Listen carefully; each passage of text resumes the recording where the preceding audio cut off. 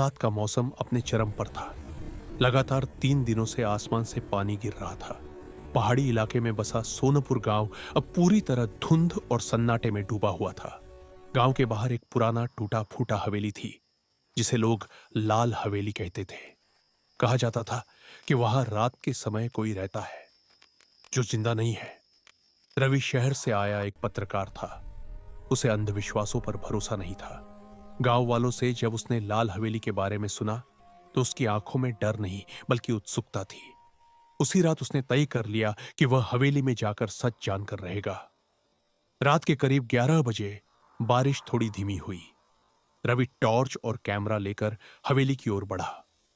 हवेली के पास पहुंचते ही उसे अजीब सी सड़ांध महसूस हुई। दरवाजा अपने आप चरमराते हुए खुल गया। अंदर घुसते ही टॉर्च की रोशनी में दीवारों पर पुराने खून के धब्बे दिखाई दिए।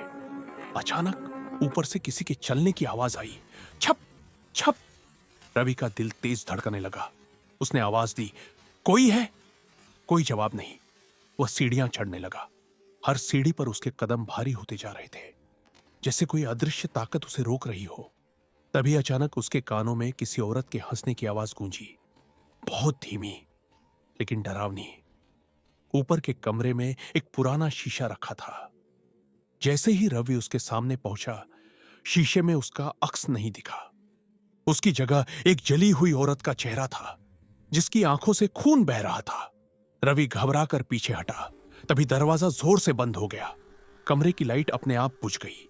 अंधेरे में किसी ने उसके कान के पास फुसफुसाया, तुम भी सच जानने आए हो, अब यहीं रहोगे। रवि चीख पड़ा और दरवाजा खोलने की कोशिश करने लगा, लेकिन उसके हाथ जैसे सुन्न हो गए। फर्श से काले बाल निकलकर उसके पैरों को जकड़ने लगे। वह गिर पड़ा। तभी उसे दीवार पर लिखा एक वाक्य दिखाई दिया, जो यहां आया वही यहां दफन हुआ।